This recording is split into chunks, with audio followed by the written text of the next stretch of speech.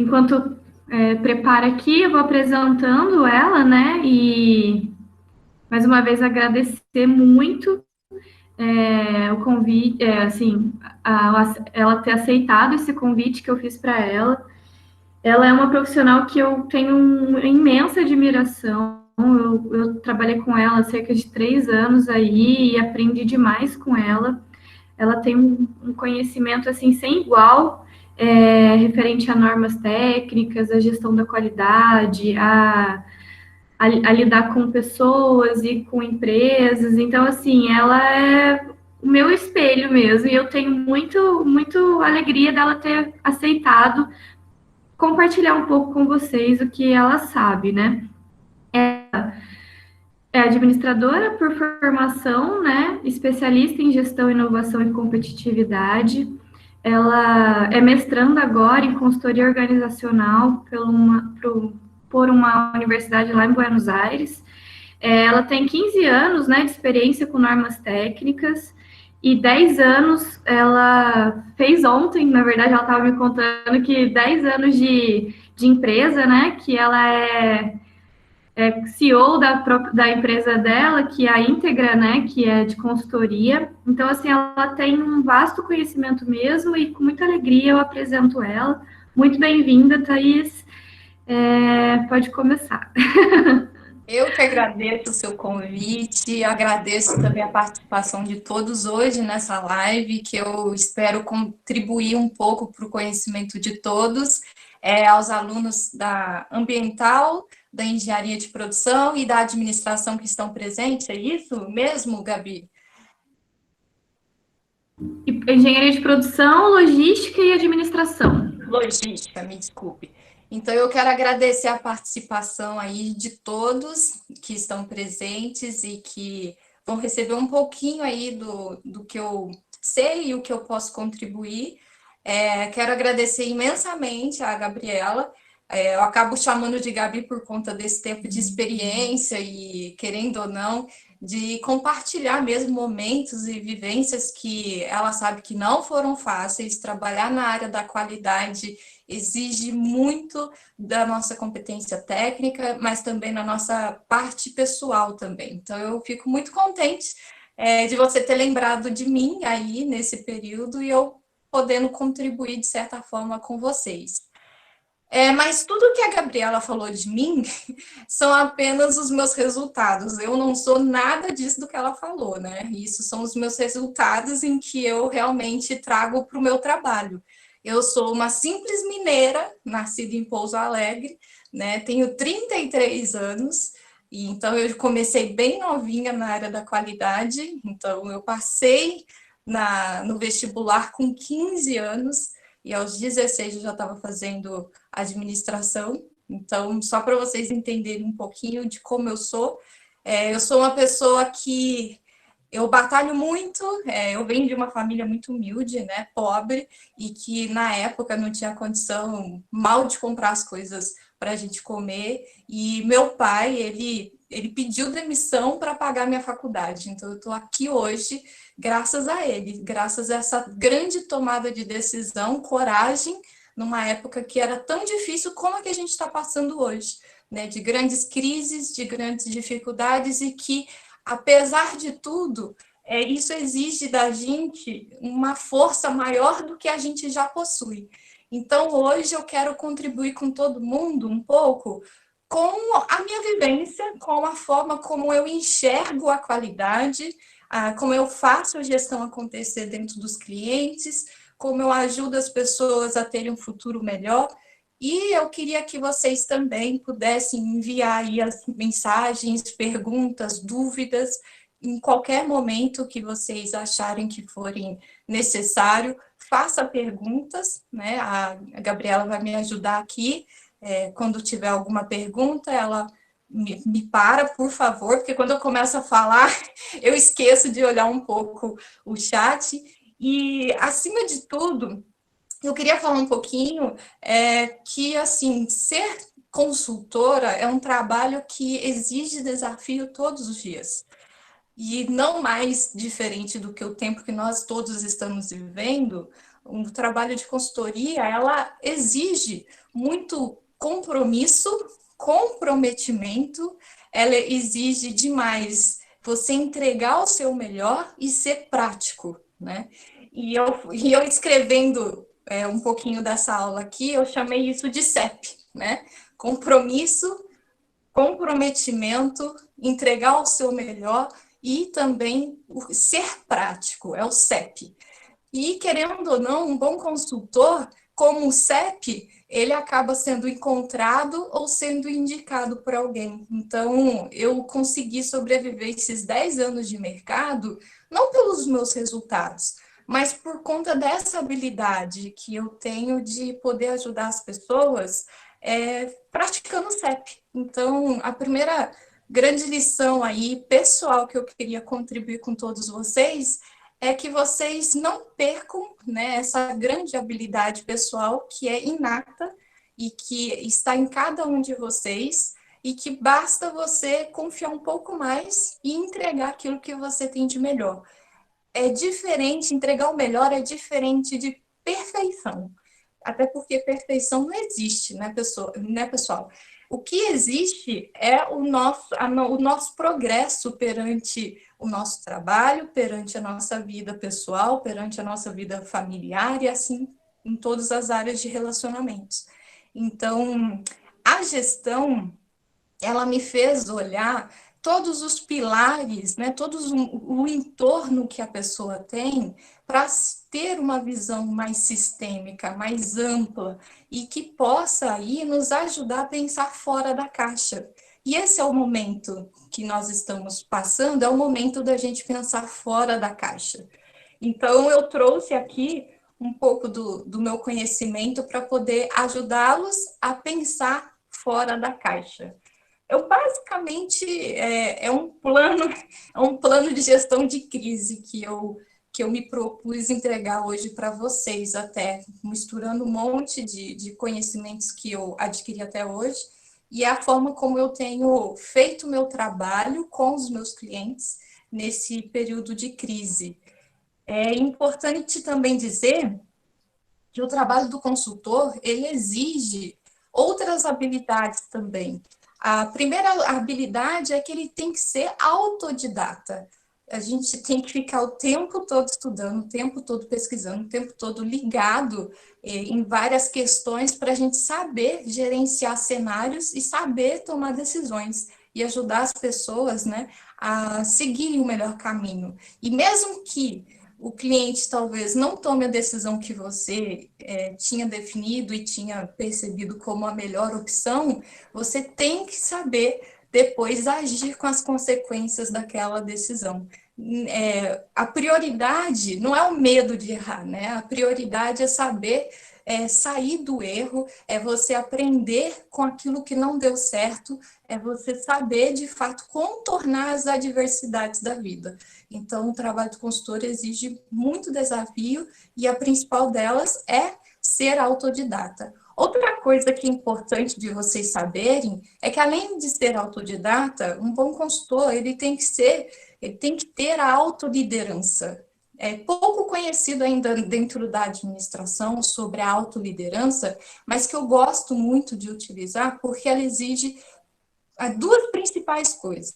Primeiro, autorresponsabilidade. Você tem que ser uma pessoa muito responsável para você se planejar, para você fazer as coisas, para você desenvolver atividades e tarefas e se propor a otimizar os recursos que você tem em mãos e também se autogerenciar. Talvez é a parte mais difícil de todas. Todo mundo está experimentando um pouquinho, talvez, da minha vivência, que eu já tenho há muitos anos, que é trabalhar em home office. E isso exige um autogerenciamento muito grande da gente, né? Porque você não tem o chefe para ficar te controlando e falando ali o que você tem que fazer. Você tem que fazer, não tem saída. E aí você tem algumas coisas boas da vida, como Netflix, como talvez ir para a cozinha e comer alguma coisa gostosa, ou assistir um filme, um seriado, qualquer outra coisa que te traz aí um pouco de procrastinação. E você gerenciar isso tudo e ser produtivo é também um desafio muito grande que a gente tem que aprender a sair dessa crise, aprender a trabalhar e ter produtividade. Um dos, um dos grandes pensadores japoneses da área da qualidade, o Jura, ele fez uma pesquisa e ele apontou que nós somos apenas 30% produtivos no nosso dia a dia. E quem consegue sair um pouquinho desses 30% é aqueles que têm um pouco de diferenciação e destaque no mercado.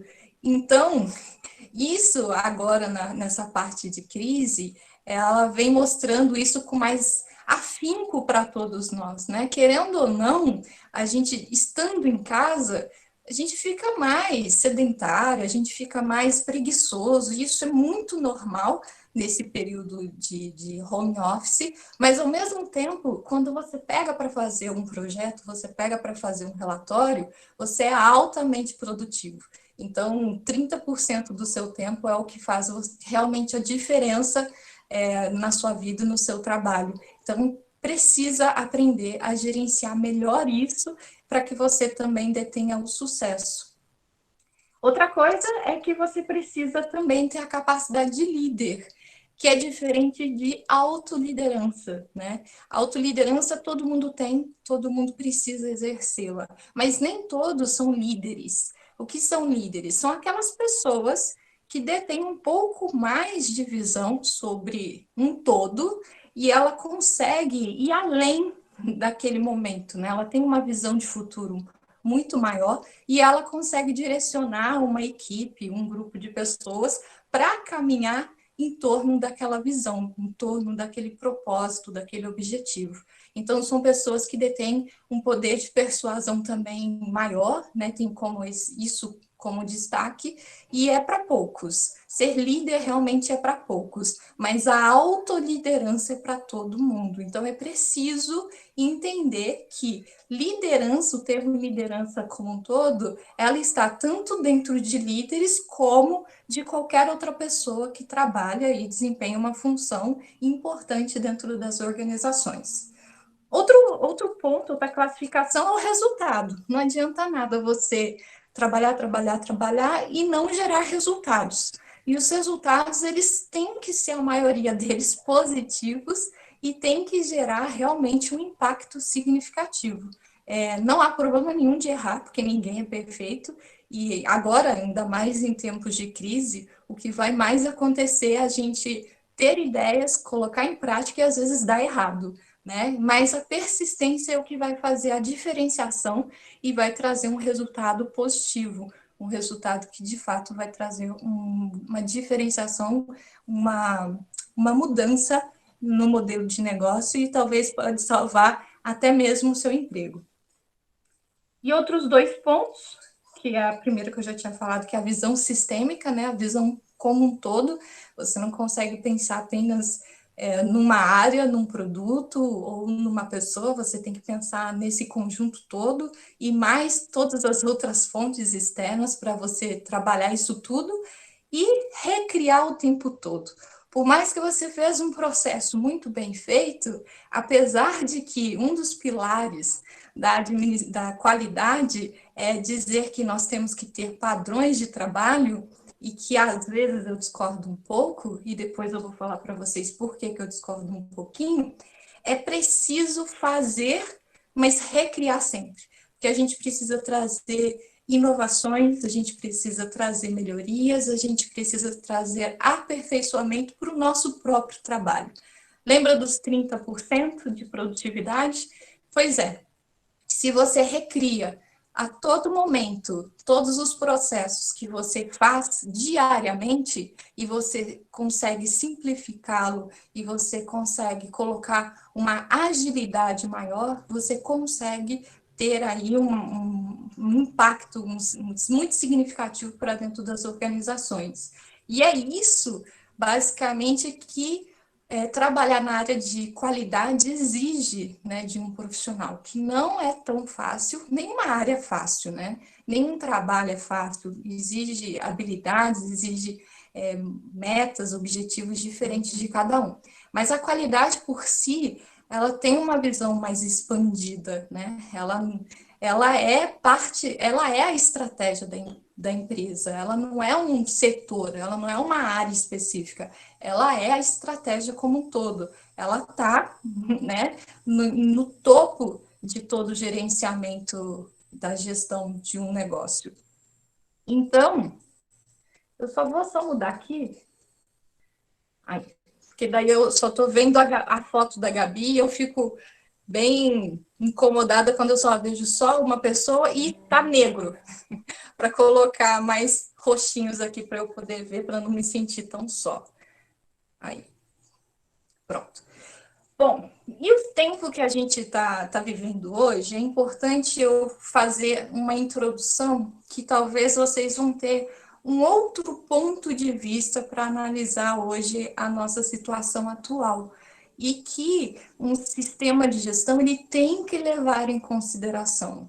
Um bom sistema de gestão, ele trabalha com a realidade, com o momento atual, e ele consegue utilizar do passado para trazer aí informações históricas que nos permite ter uma noção para a tomada de decisão mais assertiva, mas, acima de tudo, ele consegue também projetar um futuro melhor para a organização, para uma equipe, para um projeto, que assim seja. Então, trabalhar com sistemas de gestão, ele te permite ter essa visão sistêmica e, acima de tudo, fazer com que você se permita ir para outras áreas.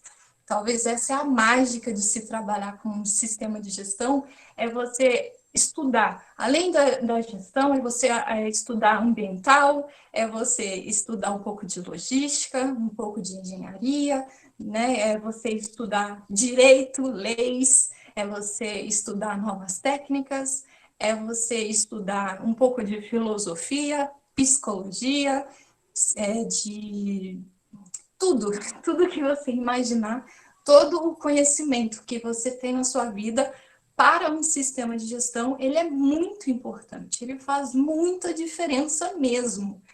E isso tudo porque eu queria saber se vocês conhecem o Napoleão Hill.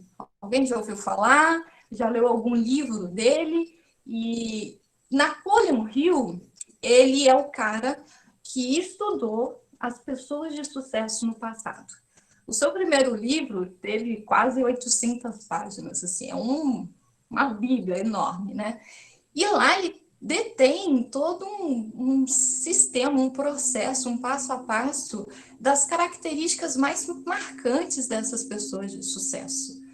E ele começou a ganhar dinheiro quando ele, de fato, fez o livro ficar resumido, ficar mais simples. E ele, de 600, 800 páginas, ele fez um resumão de 150, 200 páginas no máximo. E foi quando ele descobriu que as pessoas, ela não quer saber detalhe por detalhe, ela quer o resumo. Então, é legal da gente saber essa história, porque às vezes o profissional ele quer entregar um negócio assim tão completo, tão cheio de detalhes, que ponto a ponto, e que você leva talvez uma reunião de 8 horas para falar uma coisa que você conseguiria falar em às vezes 10 minutos. Então, Napoleão Hill ele deixa isso como primeiro ensinamento da aprendizagem das pessoas, né? Como que a gente deve chegar a essas pessoas. E dentro desse livro, ele retrata 6 grandes medos que as pessoas, né, detêm na sua vida. E quando a gente sabe, conhece quais são esses medos, a gente consegue nos gerenciar melhor. Eu vou utilizar o quadro ali atrás para poder fazer a anotação disso. Ok? Alguém de vocês já conhecem esse livro, sabe? Já leu? Sabe como é? Quais são esses medos? Não sei. Deixa eu ver aqui a câmera. Ok, ótimo. Então, os 6 medos principais de uma pessoa e que todo bom gestor, que todo bom empresário, empreendedor e qualquer outra pessoa pai, mãe deveria saber são esses 6 medos principais. Bom, o primeiro medo é o da pobreza. O maior medo do ser humano é ficar pobre. O segundo grande medo do ser humano é da doença, é de ficar doente, de perder a saúde. O terceiro grande medo das pessoas é pela crítica, pelo julgamento. Então, muitas pessoas, elas deixam de fazer muitas coisas por medo da crítica. E elas talvez não prosperam, elas não conseguem ter uma vida um pouco melhor por medo da crítica, do julgamento das outras pessoas. O outro medo é a falta de amor. Seja ele dos seus pais, do seu irmão, do amigo, da amiguinha, seja do namoradinho, da namoradinha, enfim. As pessoas, elas têm medo de não ter amor, né? De não ser reconhecido, de não ter esse carinho, essa atenção necessária que gera o amor. Outro medo, que talvez seja bastante com algumas pessoas, é o da velhice. Muitas pessoas têm medo de envelhecer, elas morrem de medo de ficar velhas. Então é onde a indústria estética é que ganha muito dinheiro, né, com isso. Por quê? Porque trabalha com esse medo, né? E tem pessoas que olham no espelho, vê um fio branco de cabelo assim, já vai lá e arranca. Eu sou uma delas. Mas tem pessoas que ficam realmente presos, amarrados, elas ficam reféns desse medo e elas não conseguem prosperar. E por último, não menos importante, é o medo da morte. É um grande medo de muitas pessoas de morrer. Então, quando você entende esses 6 grandes medos e as pessoas de sucesso e que detêm as grandes indústrias no mundo, elas trabalham gerenciando os medos das pessoas e aonde elas ganham dinheiro. Então, você saber e conhecer esses grandes medos faz muita diferença mesmo. E, querendo ou não, hoje o vírus, ele não está trazendo essa potência que ele é de crise, porque ele é apenas um vírus. Porque a gente tem o vírus, por exemplo, da gripe, que todo mundo pega todo ano, e está tudo bem, né? Isso não provoca, não gera esse medo, essa fobia que o ser humano tem. É um processo normal, natural do ser humano, pegar gripe. Mas, quando ele pega um coronavírus, o que acontece? Esse vírus, ele traz o pior de todos os medos. Ele é uma condensação, talvez, de todos os medos no mesmo momento. Então, por isso que ele gerou esse caos, essa crise mundial. Porque, de fato, ele mata, de fato, ele é uma doença, de fato, ele pode e já está gerando pobreza, ele, de fato, traz muita fake news, ele traz muita crítica, muita informação, que tem hora que é verdade, tem hora que é mentira, tem hora que a gente não sabe o que é, a gente fica perdido. Querendo ou não, esse distanciamento social, ele gera falta de amor, ele deixa a gente sem essa conexão humana, e isso faz muito mal a nós. Então, esse vírus, ele vem com um peso monstruoso de medo. Então, por isso que todo mundo está muito sensível a isso.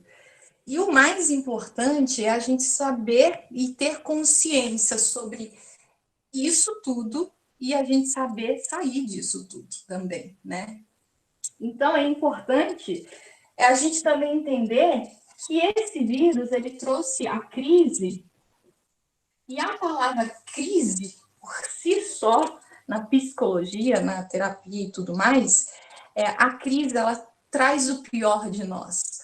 Você pode, talvez, observar você ou pessoas próximas a você que hoje estão mais egoístas, que hoje estão mais egocêntricas, pessoas que pensam somente nela, não pensam no outro, essa falta nossa de sensibilidade perante uma ação que gera uma reação do social como um todo, isso tudo vem da palavra crise. A crise por si só, ela faz com que a gente reflita realmente o pior de nós. Quando uma organização está em crise, o pior de todas as pessoas dentro daquela empresa ficam exaltadas, ficam bem transparentes.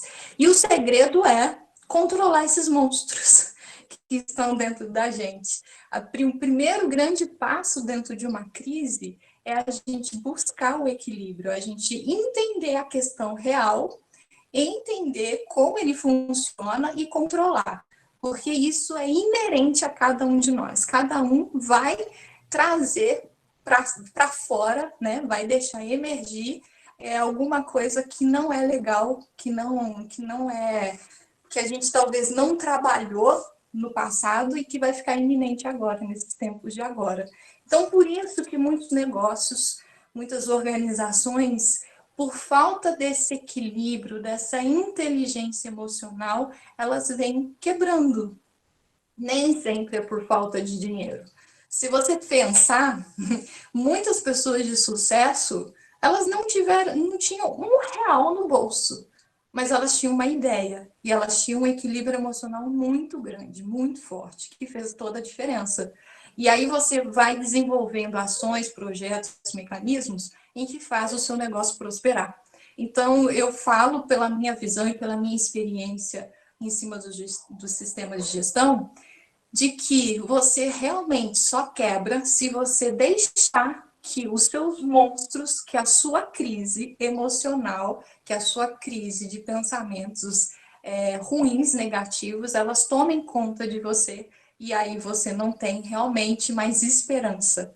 E quando as pessoas perdem realmente a esperança, tudo está acabado. Então é importante a gente ter consciência sobre isso.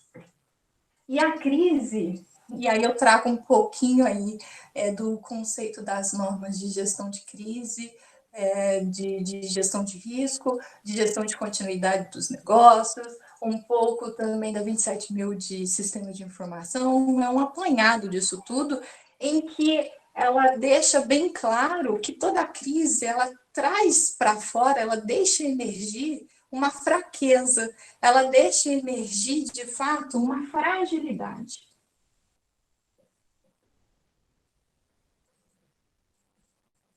Entender qual é essa fragilidade sua como pessoa, entender essa fragilidade na equipe e entender essa fragilidade na organização e no mercado onde ela está, é que vai fazer muita diferença. E quando a gente entende qual é essa nossa fraqueza, qual é essa nossa fragilidade, a gente consegue também entender as nossas vulnerabilidades. Vulnerabilidades. Tá dando para enxergar bem, assim?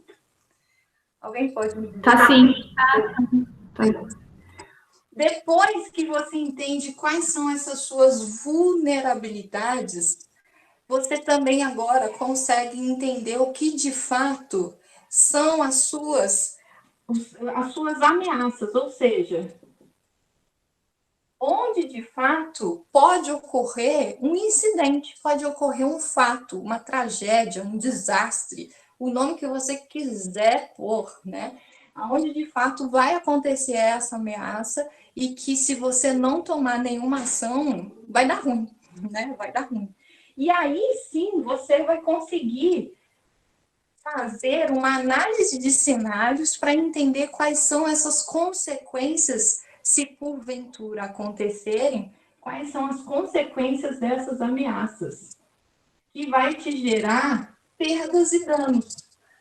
E você tem que mapear essas perdas e danos inerentes a esses incidentes, a esses fatos que estão vindo com essa crise, seja ela mercadológica, seja ela emocional, seja ela financeira. Você vai ter que entender o que é que está pertinente no seu momento agora.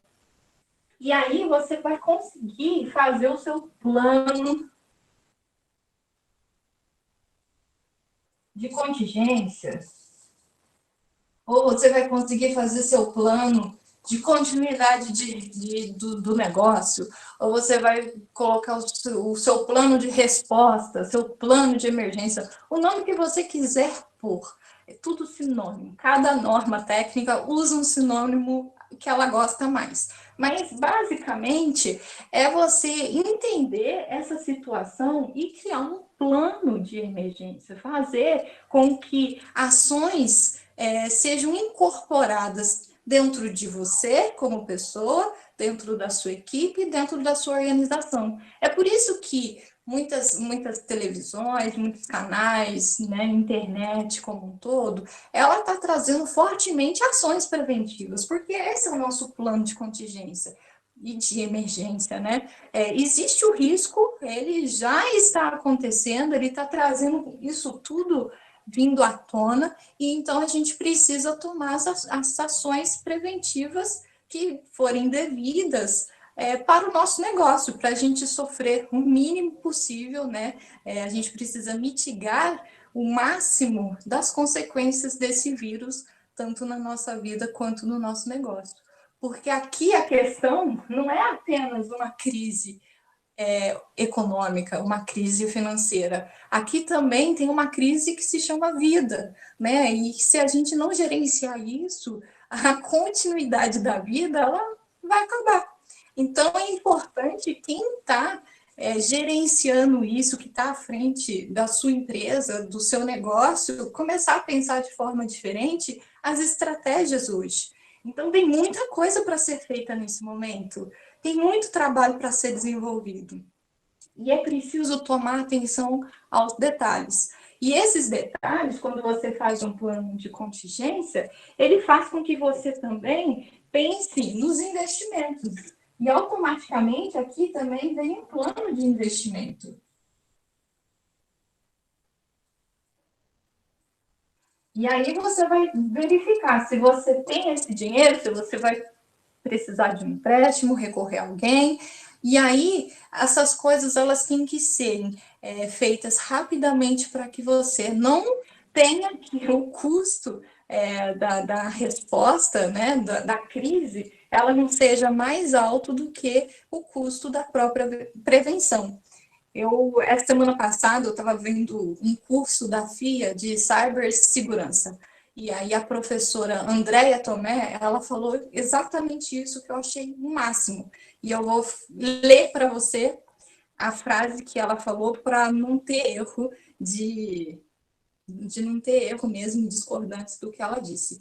Ela diz que qualquer crise é importante que a gente entenda que o custo da resposta ao desastre, a um problema, a um incidente ou até mesmo a uma crise, ela é muito maior do que o custo da prevenção. Se a gente não tomar nenhuma ação de contingência agora, o custo da resposta depois desse vírus na sua vida ou na sua empresa vai ser muito maior, indefinitivamente muito maior. Então, vale a pena você começar a adotar o gerenciamento de crises. E aí eu trago, como eu falei no começo, uma norma técnica, que é, né, um sistema de gestão aí de riscos, de crises, de continuidade de negócio, de sistema de informação.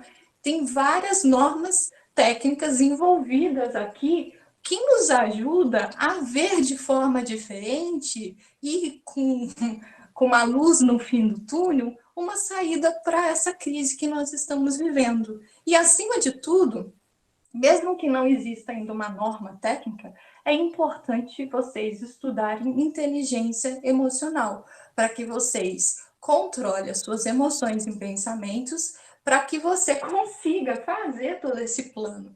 Não adianta nada você ter todo o passo a passo, mas o seu nível de medo, ele está tão acima do normal que aí você se perde, você não consegue pensar, você está refém do medo. E aí é importante procurar ajuda terapêutica, psicológica, qualquer outro tipo aí de ajuda holística que você achar que é suficientemente boa nesse momento para você. E isso tudo, ele gera também um olhar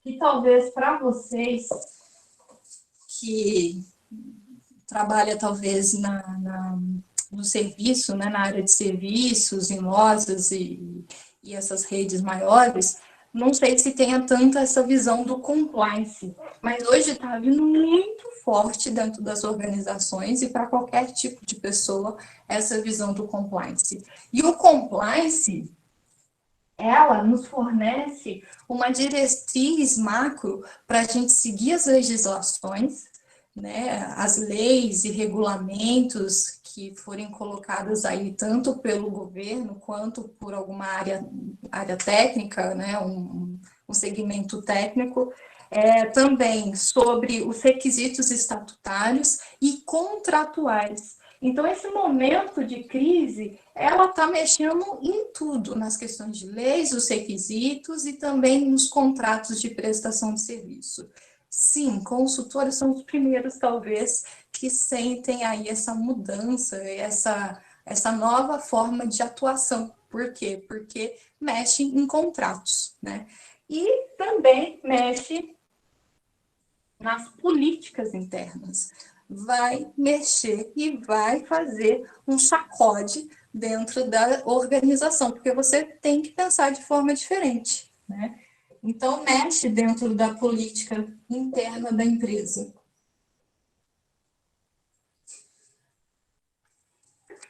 Nessa primeira parte, essa visão geral de crise que eu trago para vocês, que eu considero muito importante para todas as áreas, seja ela administração, da engenharia de produção ou de logística, é muito importante a gente ter essa visão sistêmica de um sistema de gestão, né? Ficou um pouco redundante, mas isso é uma base de sistema de gestão e que ele liga uma norma técnica para um assunto totalmente atual.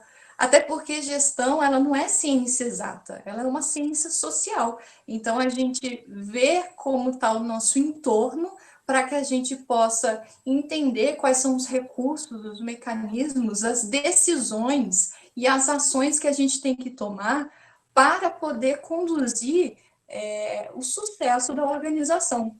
É um desafio muito grande, porque isso exige uma capacidade, uma habilidade grande do profissional que está na linha de frente, que está ali fazendo. E lembrando que não é uma pessoa, você como auto-líder, né, tendo autoliderança, você pode pensar dessa forma, nesse nível estratégico e propor ações para a sua organização, para o seu processo, para a sua área, para a sua equipe.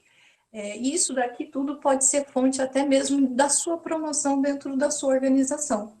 Então, essa primeira parte eu queria saber o que vocês estão achando, se vocês acham que isso está contribuindo para o trabalho de vocês, se isso realmente está fazendo a diferença agora, se vocês já conheciam essa forma de trabalhar e se vocês usam o gerenciamento de crise dentro aí da sua organização, da sua área de trabalho, né? Como que vocês atuam hoje com esse pensamento de crise?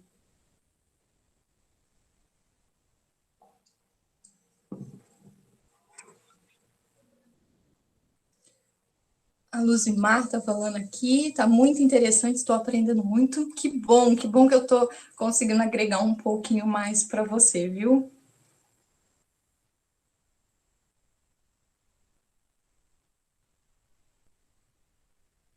O pessoal está tímido. Gente, é para falar um de cada vez, porque senão o chat vai ficar muito assim, né, turbilhando e tal. Então, é um de cada vez que dá a sua opinião, que aí a gente consegue gerenciar tudo aqui. Os professores presentes, eu queria também entender a visão, está sendo boa, não está sendo, está agregando, não está agregando. Gabriela. O pessoal é tímido, né? Você viu como que eles... Até atrás das câmeras o pessoal é tímido. Mas assim, eu tô anotando tudo aqui que você está falando, tô achando ótimo essa visão aí dos medos, eu achei muito interessante, porque a gente acaba não sabendo, né, aonde está a raiz do problema, né, normalmente. E aí a gente não sabe atacar com as ações corretivas, assim, pontuais, né? A gente vai tapando sol com a peneira, apagando incêndio, mas no final das contas, se a gente souber, né, aonde está a raiz do problema, a gente consegue realmente eliminar aquele problema, né? Então, eu achei muito interessante, muito legal essa visão de trazer o que a gente está vivendo agora, para mostrar a importância das normas técnicas para gerir esses problemas, né? Sim, Eu estou gostando muito. bacana, obrigada, viu? O Domene deixou aqui também a sua opinião. Insegurança também é um medo, dependendo da circunstância. A insegurança, ela é um comportamento do medo. Então, a insegurança, dependendo do nível da sua insegurança, é que vai transformar no medo. E, de fato, o nível, né, e a importância que você dá para um fato, para um evento, é que vai trazer esse desequilíbrio emocional e que, porventura, se transforma num problema. O medo, ele é inerente a qualquer situação. Ele está com a gente, né, Domênio? Então, é importante a gente saber que, às vezes, para a gente sair da nossa zona de conforto, a primeira emoção que vai se fazer presente é o medo, é a insegurança, e ela vai aparecer. E para a gente realmente sair do nível de segurança e ter sucesso, a gente tem que ir com medo mesmo. Ter coragem não quer dizer que você está ausente do medo, é que você foi mesmo com medo, né? Você foi mesmo com medo. Então, isso é importante. O que não pode acontecer é esse medo se transformar na fobia, que a gente coloca ele com um nível acima, né? Do medo. E aí a fobia, ela realmente te paralisa. Ela não deixa você fazer muita coisa. E depois do nível da fobia, vem uma depressão, vem uma ansiedade generalizada, vem aí outras formas, né? Pânico, que vem nos níveis de medo que vão aparecendo. Então, é importante a gente cuidar quando está pequenininho, né? E a gente conseguir equilibrar. O Luiz Otávio está dizendo aqui, está sendo produtiva, pois você conseguiu englobar todos os fatores para obter uma inteligência emocional para nós e para toda a equipe. O clima é maior fator para se manter a cultura da empresa. Sim, muito bem apontado, viu, Luiz? Muito bem apontado. Ana Paula. E como a professora Gabriela, também estou fazendo as minhas anotações e estou aprendendo bastante. Que bom, fico contente. Vou apagar o quadro, porque, querendo ou não, eu sou uma professora ainda raiz, tá bom? Então, professora Thaís, raiz gosta de quadro. Oi, Matheus. boa noite. Boa noite. Eu, você falando assim, eu tive meio que um insight que assim, querendo ou não, o administrador, ele tá lidando com pessoas. E como você trouxe essa questão do home office, e você pontuando todas essas questões, como que o administrador, ele vai lidar? Porque às vezes a pessoa, ela fica em casa, ela começa a ter essa insegurança, ela começa a ter essa incerteza, ela fica com medo. E às vezes dentro da cabeça dela, ela já começa a entrar em crise. Aí isso vem afetando até o rendimento no serviço. Como você pontuaria, assim, nessa questão do administrador fazendo o seu papel de gestor? Ok, uma ótima pergunta, viu, Matheus? Muito interessante.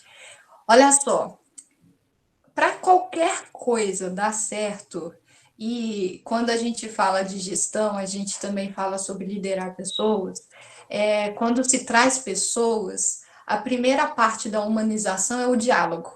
Tem que haver comunicação, tem que haver diálogo constante. Por isso que na TV eles estão colocando muito isso evidente, que é para você ligar para as pessoas que você ama, para você conversar e tal. Por quê? Se você está lidando com um humano, você tem que trazer o diálogo. Se não houver diálogo, putz, tudo que eu falei aqui, ela vai virar paçoca, entendeu? Então, para um bom administrador, mesmo à distância, ele tem que dialogar constantemente com a sua equipe e focar no resultado. Existem alguns gestores, né, ele precisa ver a pessoa trabalhando para ele se sentir seguro possível. Aí vem o medo, né, da própria pessoa, né? Para ele se sentir seguro possível que ele está fazendo um bom trabalho. E que, na verdade, isso não tem nada a ver, né? O que importa é a qualidade do resultado final. E o mundo mudou. Não tem como dizer que ele ainda vai mudar. Esse verbo está totalmente errado, né? Que ele vai mudar, não é futuro, ele já mudou. Desde quando apareceu esse vírus, o mundo todo mudou. Então a gente já percebe isso no nosso dia a dia, home office, fazer uma compra para poder pedir comida, enfim, o mundo mudou, né? O modelo de negócio mudou. E se o modelo de negócio mudou, o modelo de gerenciamento ele tem que seguir também essa mudança. Então, é importante aí os líderes, gestores, empresários, empreendedores, começar a pensar de forma diferente, de pensar melhor no resultado entregue por aquela pessoa, do que propriamente dito ficar sabendo o que ela fez cada hora do dia dela em cima daquele serviço. Não importa se ela gastou o dia inteiro, ou se ela gastou uma hora para fazer o serviço. Ela entregou, não entregou? Não entregou com qualidade? Então, pronto! Para que fazer picuinha com o tempo da pessoa? A gente tem que focar na produtividade, a gente tem que focar no resultado, na qualidade do serviço entregue, mas também entregar autonomia, entregar confiança naquela pessoa, para que as coisas deem certo. A gente é humano e para as coisas darem certo num relacionamento humano, seja ele dentro de uma família, de um relacionamento, dentro de uma equipe, precisa haver confiança. Você precisa entregar essa autonomia e essa confiança. E observar. Você observa o comportamento daquela pessoa. Se ela está entregando sempre, né, no condicionamento que você propõe para ela como meta, como atividade, começa a apertar mais um pouquinho. Em vez de dar uma atividade, aumenta para 2 atividades no dia. E vai verificando o comportamento e o resultado dessa pessoa. Vai ter um momento que ela vai dizer, peraí, já está sendo demais. Eu não consigo fazer mais do que isso. Aí você entende o limite dessa pessoa, né? Mas é diferente de você ser um gestor, um líder ou um chefe chato que fica toda hora mandando no WhatsApp da pessoa o que ela está fazendo, né? Se ela terminou tal coisa. Aí você acaba sendo chato, você destrói toda uma condição harmônica, né, de equipe. Então, essa é a minha visão que eu tenho e que eu tenho pedido para os meus clientes também aguentarem aí, controlarem a ansiedade, essa necessidade de ver o outro e confiar mais. Precisa dialogar e confiar mais, que tudo dá certo no final. Consegui responder a sua dúvida, Matheus? Conseguiu sim, perfeitamente. Bacana. Ficou tudo bem claro e bem explicado. Obrigado. Nada. O Jonathan, o que a empresa pode não mandar as pessoas embora da empresa as Corona-19? Peraí, eu não entendi. O que a empresa pode para não mandar as pessoas embora da empresa as Corona? Bom, eu acho que você quis dizer, deixa eu ver se eu entendi. O que a empresa pode fazer para não mandar as pessoas embora nesse momento de crise, né? Primeira coisa é focar num plano de gestão financeira. E depois eu vou falar um pouquinho mais, que eu vou trazer uma receitinha de bolo que é antiga, muito antiga, mas que faz toda a diferença numa gestão de crise. E a primeira coisa é a atuação na mitigação dos gastos, dos custos operacionais totais da empresa. Não adianta você pensar que você vai demitir alguém, que isso vai solucionar o seu problema. Pode até funcionar momentaneamente, mas é importante fazer contas. Aí vem a habilidade aí de um gestor e até mais de um contador do que um gestor para isso, né? Para poder ver realmente o custo da demissão, se ela é tão viável quanto o custo de manter essa pessoa dentro da organização. E, acima de tudo, existem organizações que elas têm negócios muito especializados, Hoje, por exemplo, eu trabalho com cartórios. E trabalhar com cartórios é uma mão de obra muito especializada. Então, você não encontra qualquer pessoa para trabalhar em cartório, né? Você tem que formar essa mão de obra, você tem que treinar, você tem que investir muito para você ter um profissional realmente de qualidade trabalhando naquela organização. E demitir uma pessoa nesse nível agora é tiro no pé. Por quê? O tempo para você formar um novo colaborador, né, o custo para você fazer isso tudo, dessa transação toda, é muito maior do que talvez demitir, de mantê-lo agora, ou até mesmo de demiti-lo. Então, essas contas, né, desses custos, primeiro, operacionais totais que tem que ser gerido, tem que reduzir luz, tem que desligar ar-condicionado, sim, vai ter que cortar o lanchinho da tarde, vai ter que cortar, às vezes, o cafezinho, vai ter que cortar aquela bonificação que você iria receber, vai ter que cortar os custos de uma forma geral, sim. Mas demissão, eu sou do movimento Não Demita. Porque eu sei que para treinar e você conseguir um colaborador de qualidade é muito difícil e é muito mais caro do que você demitir e contratar outro. É muito mais caro. Então, eu sou da bandeira Não Demita. Eu consegui te responder, Jonathan? Vou apagar aqui o quadro.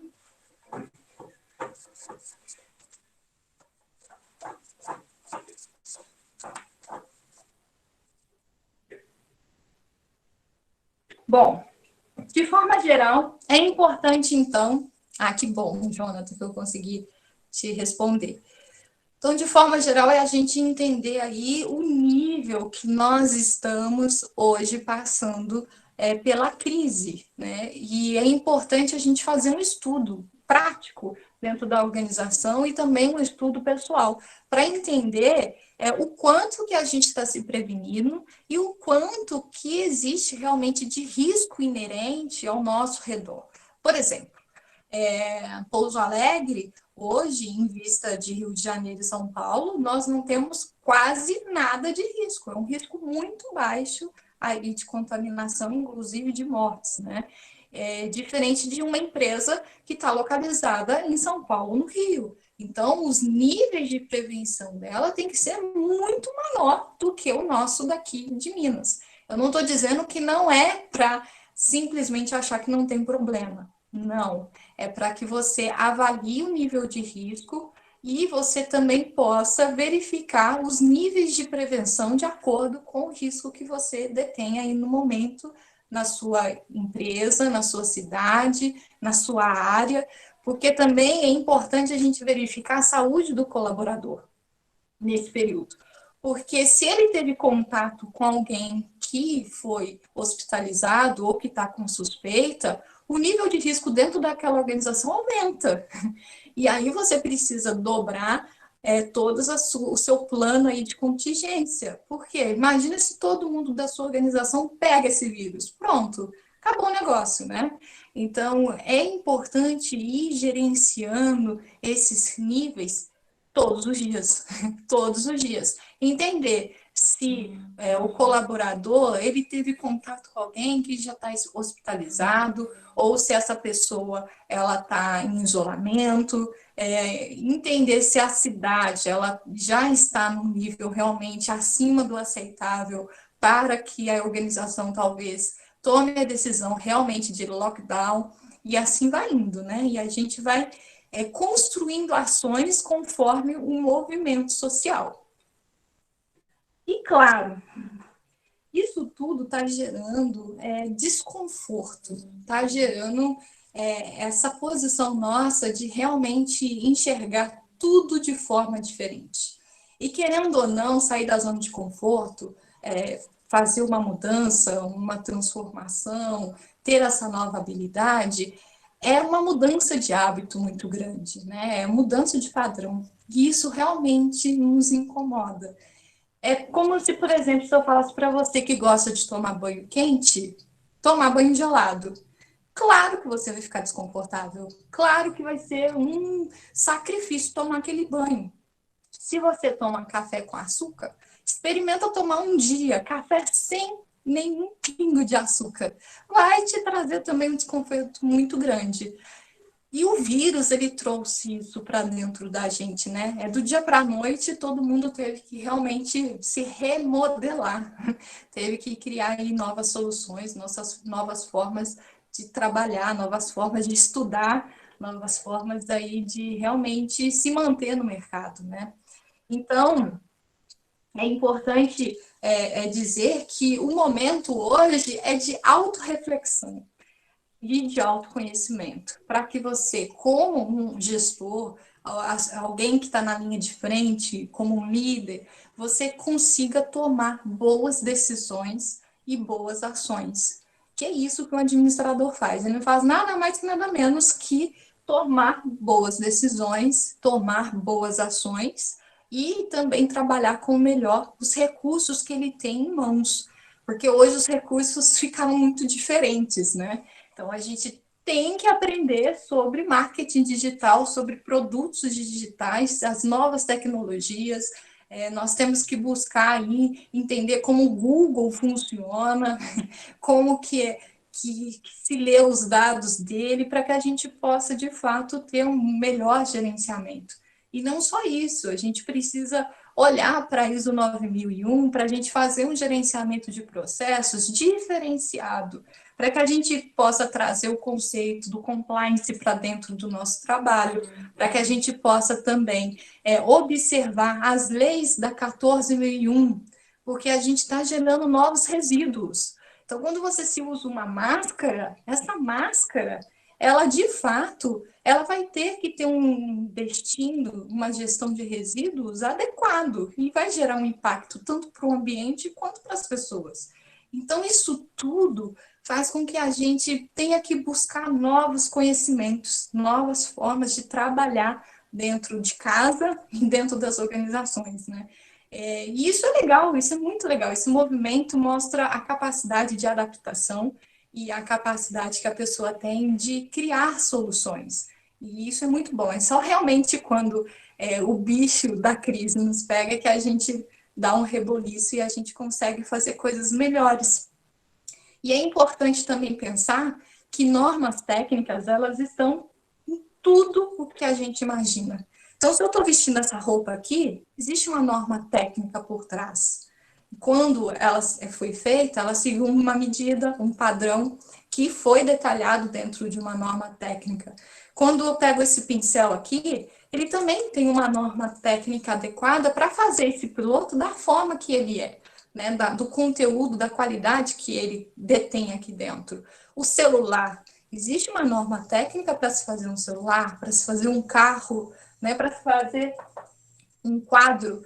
Então, é importante a gente ter essa consciência de que tudo e todos os movimentos vai ter uma consciência de sistema de gestão, tanto uma gestão pessoal, quanto de equipe e quanto de negócio, e também a consciência de que tudo tem uma norma técnica ligada a todos os movimentos que a gente faz na nossa vida.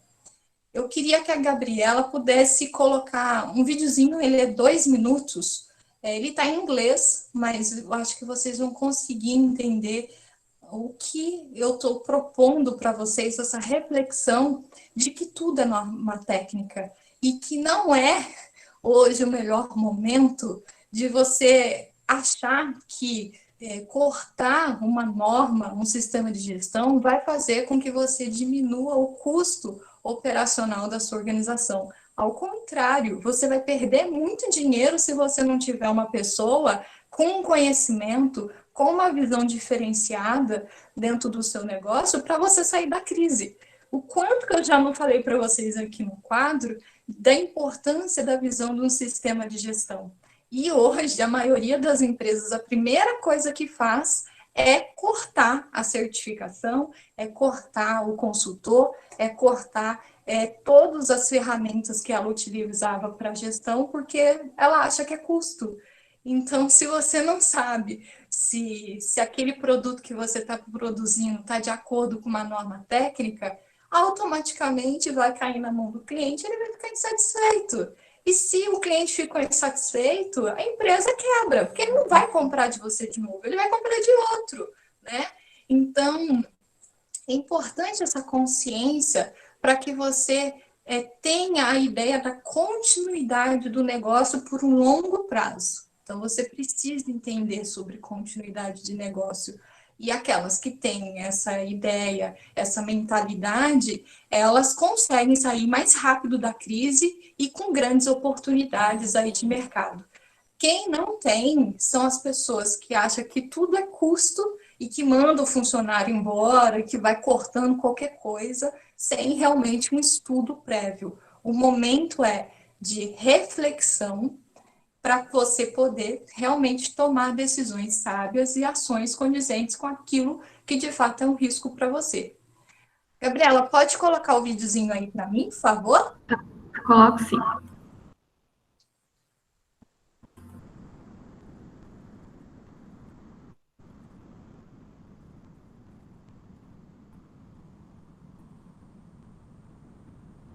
Vocês estão vendo? Sim, tá ok.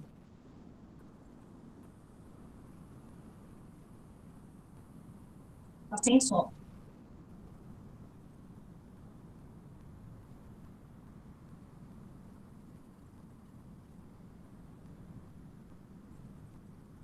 Tá sem som, Gabi. É para colocar o som? Pode pôr o som. Calma aí que eu tenho que aumentar aqui. Aí. Live in an amazing world, full of incredible opportunities and endless possibilities. But it can also be a complex and overwhelming place. When things don't work as they should, it often means that standards are absent. But when ISO standards are applied, life is just so much richer. ISO standards help to make the world a safer, cleaner, and more efficient place. From food safety to computers, from healthcare to new technologies. There are many challenges facing our environment, economy, and society. ISO can make a positive difference to all of our lives, utilizing a wealth of international experience and wisdom. In today's ever-changing world, ISO standards help create growth, open up global markets, and make trade fairer, including for developing countries. ISO standards can help tackle global challenges like climate change, road safety, energy, and social responsibility. ISO standards touch almost everything we do, keeping us connected and entertained, making us more productive and creative, sharing ideas, promoting innovation, and keeping us safe and healthy. ISO is the world's largest developer of voluntary international standards, with over 18,000 standards for nearly every aspect of technology and business. For over 60 years, a network of standards bodies in 163 countries, working in partnership around the world and right here at home. ISO builds confidence for today, for tomorrow, and for the future.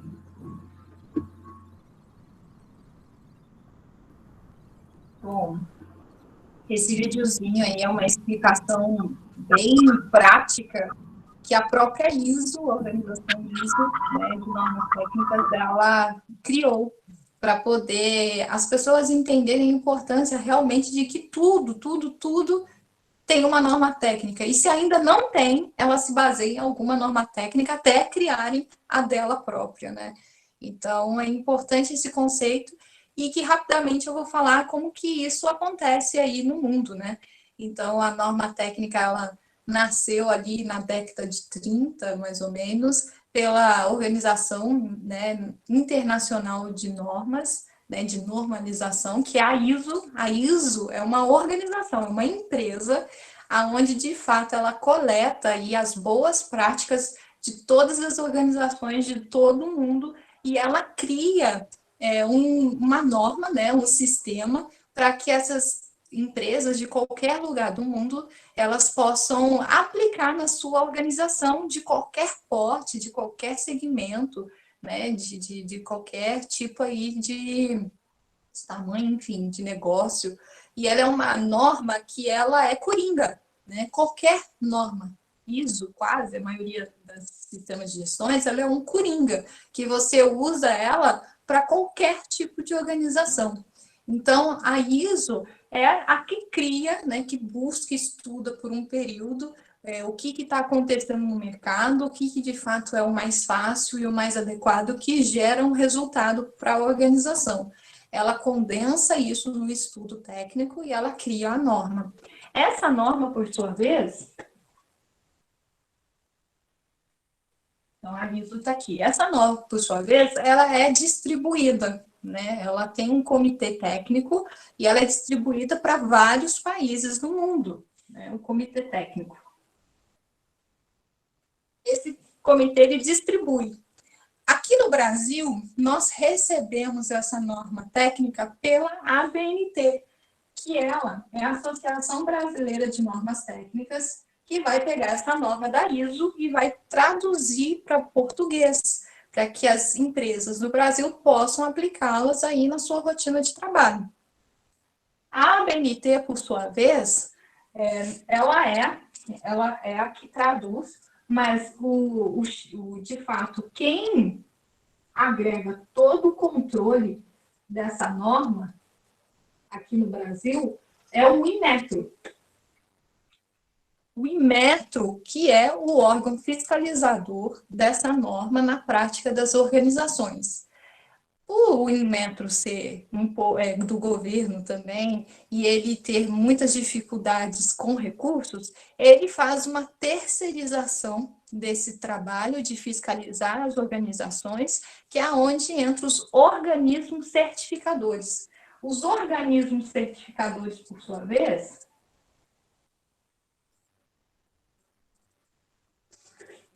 eles entram em contrato com as empresas que têm interesse de se certificar, né, e contratam auditores especializados naquela norma técnica, que já tem um conhecimento tanto teórico de uma certificação de uma norma, ou as práticas realmente que ele detém do trabalho aí, do dia a dia, em cima dessa norma técnica. Então, aí entram os auditores qualificados.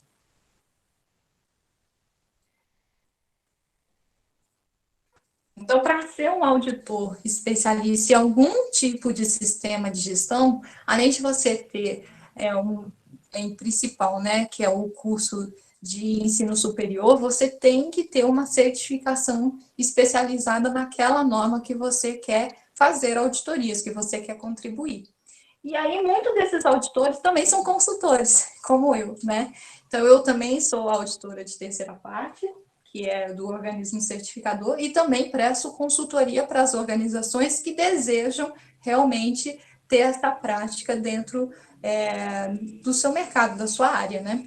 E isso tudo faz com que o mercado ele tenha um padrão de processo controlado. Esse padrão ele é diferente de se ter qualidade. Olha que coisa confusa, né? Eu estou falando de um sistema de gestão para ter qualidade, ou para ter saúde e segurança, ou para ter uma gestão ambiental, ou enfim, né? E isso não me garante o resultado final sendo qualidade? Não. Porque isso vai depender da visão do cliente do que é qualidade para ele. Qualidade, ela é uma percepção. Por exemplo, eu posso ser uma empresa que faz roupas, ok? E as minhas roupas, elas são feitas com pequenos defeitos, e por isso eu cobro mais barato por elas no mercado. Só que para aquele cliente que está comprando essa roupa da minha organização, para ele, ter um pequeno defeito é uma roupa de alta qualidade, que é o que o dinheiro dele consegue comprar, é a melhor coisa que ele consegue ter na vida dele. Já outras empresas, elas detêm mais a marca do que propriamente o produto, né? Então, elas cobram um valor muito mais por aquela camisa, por ser a marca da empresa, do que o quanto ela realmente vale. Então, qualidade, ela vem muito, ela é a percepção do cliente. Se o cliente percebe que a sua empresa atende aquilo que ele necessita, então você tem qualidade. Se o cliente começou a resmungar, começou a reclamar, opa, temos um problema. Ainda não é má qualidade, mas é um ponto de crise que você precisa gerenciar para que isso não se torne um conceito de má qualidade no mercado. E empresas hoje que têm conceito de má qualidade, elas realmente estão pautadas ao fracasso, elas morrem. Então, elas não têm mais espaço para isso. Então, as empresas, elas têm que ter, acima de tudo, também a sabedoria de ouvir o cliente e ver esse ponto de vista de uma forma de melhoria, de crescimento, de aprendizagem, e fazer com que aquilo que o cliente diz, ele realmente traga um resultado, um significado maior para o seu processo interno, né? Então, a norma, o sistema de gestão, ele vem com o intuito apenas de padronizar um processo, mas ele não garante o resultado final, que aí é de acordo com aquilo que você se propõe, né, o seu produto ou serviço que você entrega para o mercado, e quem vai dizer se realmente você tem ou não qualidade é o cliente. Eu vou focar um pouquinho mais agora na ISO 9001, que a base dela é, primeiro, organizar processos. Você organiza o processo para que você seja orientado para o cliente, para que você consiga, a cada produto entregue, você consiga atender a necessidade daquele cliente e também ter dinheiro. Não adianta nada você fazer isso tudo se o seu faturamento também não aumentar, porque a sustentabilidade de qualquer negócio tem que ter o retorno financeiro, inclusive os projetos sociais. Não é à toa que Magazine Luiza está fazendo esse movimento perante a crise, né? Outras organizações e tudo mais. Existe um propósito maior por trás disso, e o propósito sempre é o aumento do faturamento, tá? A gente não pode se iludir, às vezes, com certas bondades que aparecem no mercado, porque por trás de todo o sistema de gestão tem que ter essas três coisas. Tem que ter a padronização e gerenciamento dos processos, tem que ter também um foco no cliente, naquilo que o cliente deseja, e você precisa entregar aquilo que o cliente deseja, e por último, tem que aumentar o seu faturamento. É isso que vai definir a continuidade do seu negócio, principalmente em tempos de crise. Bom, tá tudo bem até aqui? Deixa eu ver como que a gente está de hora. Tá sim, tá tranquilo. Tem mais uns 20 minutinhos aí, tá? Beleza. Bom, o pessoal, vocês trabalham com a área de norma técnica? Alguém tem essa experiência? Tem esse conhecimento na prática?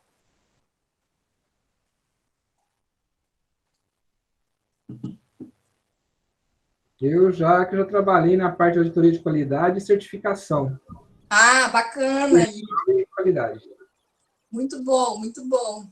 Com ISO 9001? Isso, ISO 9000. Bacana, que é a mãe de todas, né? A Com ISO certeza. 9001 é a mãe de todas as outras normas.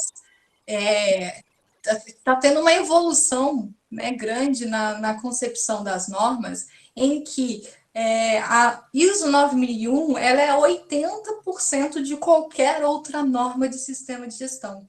Então, se você tem a ISO 9001 hoje implementada dentro da sua empresa, você só tem que ter 20% de esforço para colocar uma nova norma de sistema aí dentro da sua empresa. Por exemplo, eu tenho a certificação da qualidade e quero colocar 14.000, que é a gestão ambiental. Então, eu já tenho 80% feito, e aí eu só tenho 20% mesmo de adaptação e de trabalho realmente para colocar a ISO ambiental em prática. Então, isso tem facilitado demais a vida das empresas, né? E também na parte da gestão de normas técnicas. Está sendo bem bacana. O Renato aqui. Eu trabalho na área da qualidade, nós seguimos a ISO e a TF a 16.949, voltada ao ramo automobilístico. Bacana, muito bom também. A ISO e a TF, ela puxa bastante o conhecimento também das ferramentas, né, da qualidade, para poder realmente fazer as soluções de problemas. É bem bacana. Que tem aí também mais ou menos uns 70, 80% da ISO 9001. E é muito legal. Quem mais? Um de cada vez, gente, não precisa ficar um de cada vez, sem tumulto. O chat está movimentado, sem tumulto. Bom, e acima de tudo, né, a ISO 9001, propriamente dito, ela vem aí com um segredinho que é basicamente a gente aplicar e desenvolver o PDCA. Alguém já conhece, já ouviu falar dessa metodologia que é o PDCA? O pessoal da administração muito provavelmente já deve ter ouvido falar, né? Ah, tem uma galera aí que conhece. Bom. Se a galera falar que não conhece aqui, a gente pode repetir todo mundo. Eu ia falar a mesma coisa o pessoal da produção, já falei para eles direto. A norma ISO 9001 é o PDCA propriamente dito, né? Claro, com muito mais detalhes, mas aí, o PDCA é o que guia a ISO 9001. Então, eu gosto de definir o PDCA basicamente nessa figura aqui, assim. Um pouco diferente da tradicional até, mas eu gosto dessa visão mais de análise de solução de problemas. A maior parte do nosso esforço ele tem que estar no nosso planejamento. O P do PDCA é o que vai consumir mais tempo, mais esforço, mais comprometimento, mais análise. É o que, de fato, vai fazer todo o segredo do sucesso dentro de qualquer situação na sua empresa. Então, aqui no P, eu preciso, basicamente, responder algumas perguntas que eu trago uma ferramenta de qualidade aqui dentro que eu gosto muito. Se você fizer ela, vai ser show de bola. Que é no português, ok? Que eu não sei falar inglês mesmo. O 3Q e um POC. Alguém já ouviu falar? É brasileiro. Não é o inglês. O 3Q e um POC, ele quer dizer o que é o problema, o primeiro Q, o que é o problema, quem, quando, por quê, onde e como isso acontece dentro da sua organização. Quanto mais esforço você tiver para observar, analisar como o problema acontece dentro do seu negócio, dentro da sua área, né, dentro da sua equipe, melhor vai ser a criação do plano de ação para solucionar esse problema. Então, essas análises, ela tem que automaticamente desenvolver um plano de ação. É o 5W2H, que em inglês, né? O 3Q e um POC, que é uma metodologia utilizada pelo Sebrae, inclusive, que eu gosto mais de falar, porque eu não sei inglês, tá? Então, eu não sei inglês, eu só sei ler e traduzir inglês para mim, não para falar. Então, eu gosto de usar o 3Q e um POC. E temos que entregar na saída do nosso planejamento um plano de ação. Para quê? Para depois eu desenvolver essas ações e ter as evidências, as comprovações de que de fato eu coloquei em prática isso, né? Checar se os resultados do desenvolvimento dessa ação, elas foram satisfatórias ou não. E por último, eu de fato agir para padronizar todas essas ações ou agir para promover uma nova mudança, uma nova ação, um novo estudo, né? Então, a ISO 9001, ela usa essa metodologia para poder estabelecer todas as suas itemizações que tem dentro dela. E isso que é bacana. Se você detém conhecimento disso, basicamente você já tem aí 50% da ISO 9000 bem entendida dentro da sua mente.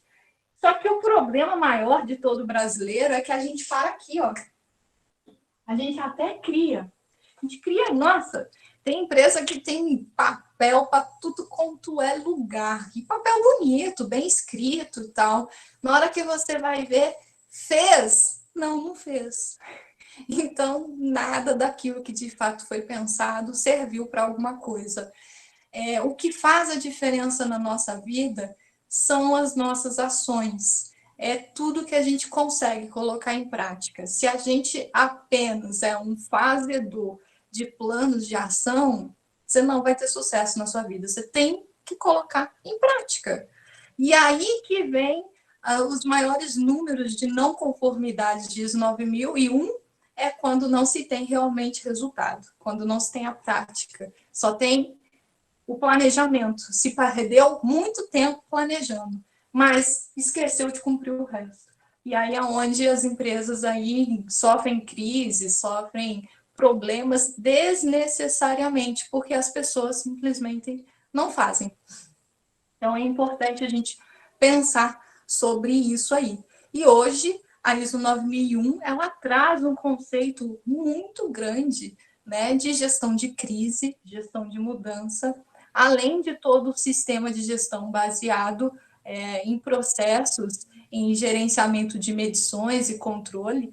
Então, hoje, essa novidade, que antes era um medo para a maioria das empresas, se tornou real.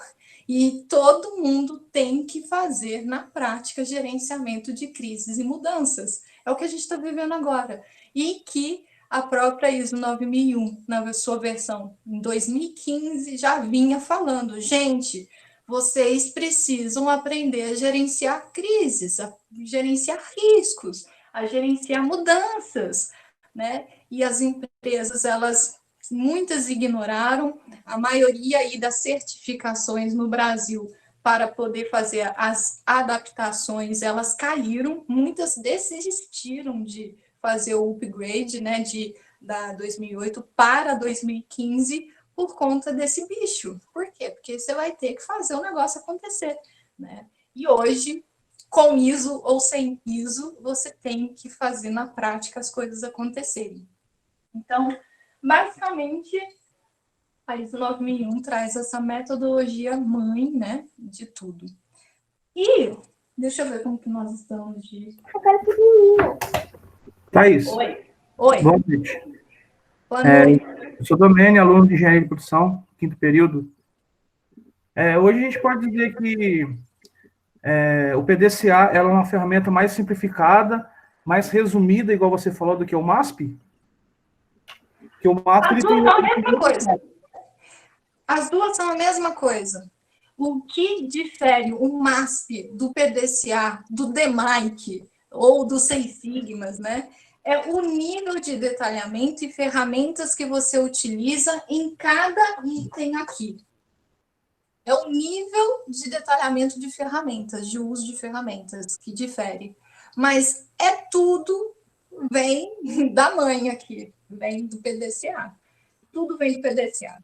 Certo. Então, o MASP, ele é um detalhamento maior, tem mais repartições esse círculo aqui, e ele puxa você a usar mais ferramentas, para que você analise melhor o programa. Assim como o DMAIC também, e 8D, a ferramenta 8D, não sei se o pessoal utiliza, eu acho que da automobilística utiliza 8D, e assim vai indo, né?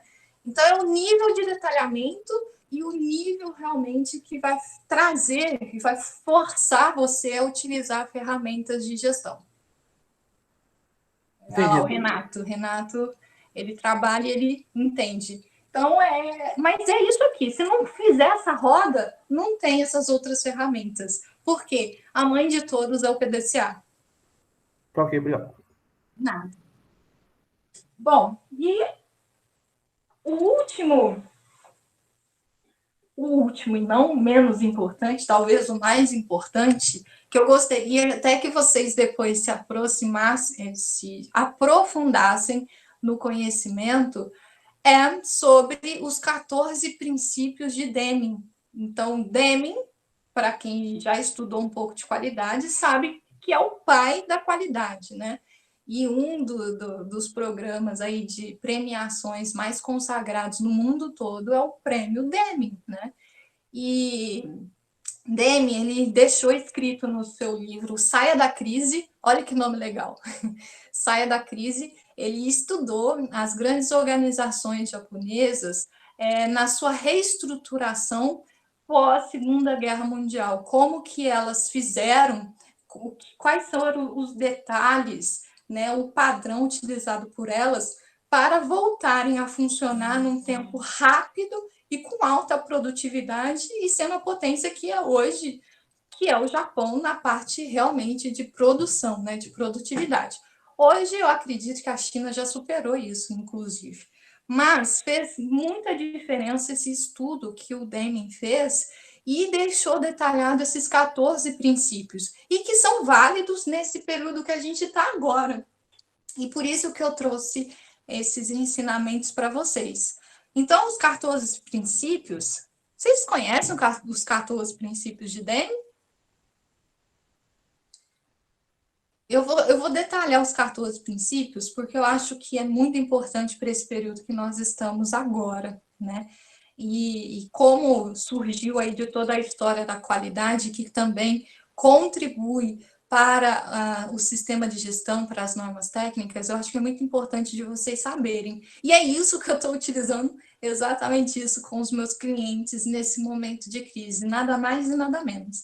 Estou usando exatamente esses 14 princípios. Então, o primeiro é manter a constância de propósito. Qual empresa que você trabalha hoje, né? Se a sua empresa hoje tem um propósito definido, e se tem um propósito, ela está sendo trabalhada perante a crise atual que nós estamos, porque a constância de propósito é o que vai fazer a diferença hoje dentro da organização. E aquelas que não têm propósito são as primeiras que vão sofrer mais com essa crise e pode até mesmo quebrar. Por quê? Porque o propósito é o porquê da existência dela, né? É responder esse porquê. Por que ela existe? Ela não existe somente para vender produto ou somente para prestar serviço. Tem que ir a mais que isso, tem que transcender uma venda de produto, né? Então, empresas que têm um propósito bem definido são aquelas que permanecem no mercado em tempos de crise. A segunda coisa é, cada pessoa tem que assumir o processo de transformação. Se a pessoa ela não interiorizar essa responsabilidade do processo de transformação, não vai dar certo. Então, isso é um dos 14 princípios de Deming. Outra coisa, elimine controle de qualidade. Aquele setorzinho que você faz lá, amostragem, para ver se a sua produção está boa ou não está boa, tem que ser eliminada. Porque a qualidade tem que ser feita no primeiro estágio. Você não tem que ficar fazendo de qualquer jeito, porque tem uma pessoa lá na ponta que vai pegar o seu defeito e vai fazer retrabalho depois. Não, em tempos de crise, todo mundo tem que estar consciente de que naquele momento que você está fazendo aquele produto ou aquele serviço, ele tem que ser feito muito bem feito, com qualidade total. E não tem que ter erro. Tem que passar por todas as fases com excelência. Outra coisa é minimizar os custos totais operacionais, como eu já tinha falado anteriormente, né? Ver aonde está gastando mais luz, desligar ar-condicionado, é realmente ver aonde os custos estão mais altos e cortar. Tem que minimizar os custos o máximo para sobreviver na crise. Outra coisa é melhorar o processo de produção, aperfeiçoar. Não tem como, num período de crise, você fazer o que você faz, como você fazia, né, o tempo todo. Não. O mundo mudou, o processo tem que mudar. Então, tem que haver uma parada hoje perante a toda a equipe para repensar o processo, tanto do produto e repensar o processo também da prestação de serviço, do atendimento em si. É importante também fazer um treinamento no local de trabalho. Não estou dizendo que fazer treinamento fora não seja importante. Mas em momento de crise, como a gente está cortando custos, é a gente pegar os melhores talentos dentro da organização e fazer eles repassarem conhecimento para que outras pessoas também aprendam. E essa é a melhor forma de você realmente atribuir conhecimento e gerenciamento de treinamento dentro de qualquer organização, não só em períodos de crise, mas porque o ganho, o valor da qualidade nesse formato de aprendizado é muito maior, né? Outra coisa, promova a liderança, que eu coloco promova a autoliderança, né? Guie pessoas e também saiba utilizar recursos da organização. Esse é o momento. A pessoa que tem autoliderança, ela tem o conceito de autorresponsabilidade e ela também tem o conceito aí de autogerenciamento. Então, ela sabe utilizar melhor os recursos. Ela não vai gastar à toa, ela não vai usar um recurso à toa, né? Elimine o medo. Foi a primeira coisa que eu comecei a falando para vocês, é sobre medo. E é um dos princípios de Deming. A gente tem que eliminar o medo. Então, diálogo constantemente. Olha o exemplo da Nova Zelândia. Se não fosse o diálogo constante da ministra naquele país, eles não teriam saído dessa crise tão rápida como eles saíram hoje, né? Elimine as barreiras de comunicação, diálogo, como eu já falei anteriormente. Estabeleça novos níveis de produtividade, seja mais criativo, mais flexível e aprenda a realmente pegar a essência da produtividade das pessoas para poder realmente entender o resultado positivo que ela está atribuindo à organização. Elimine os padrões de trabalho, olha só, e guie através do exemplo de líderes. Em tempo de crise, muito provavelmente algumas organizações não conseguem mais manter aquele padrãozinho de produção. Elas teve que se ressignificar muito grandiosamente.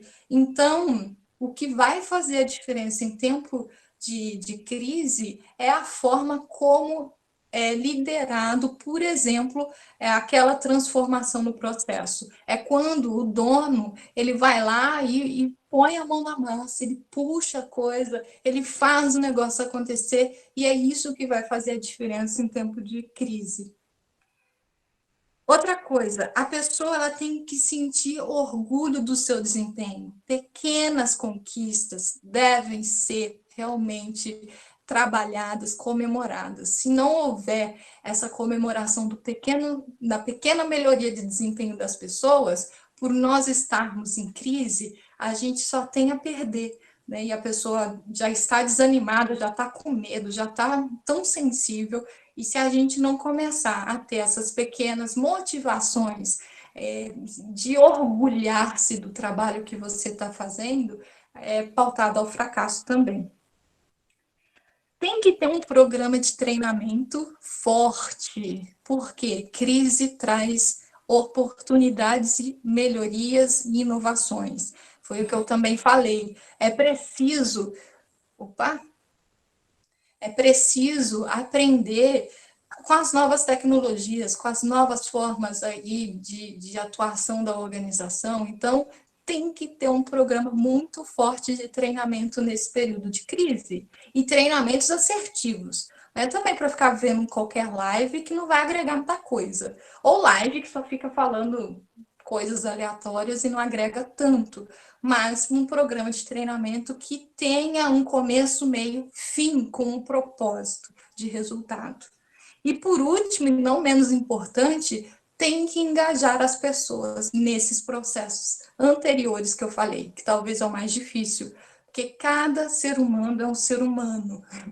Então, um dos segredos profundos da administração é entender que tanto o processo, tanto quanto as pessoas, elas têm um certo padrão, mas elas não são iguais o tempo todo.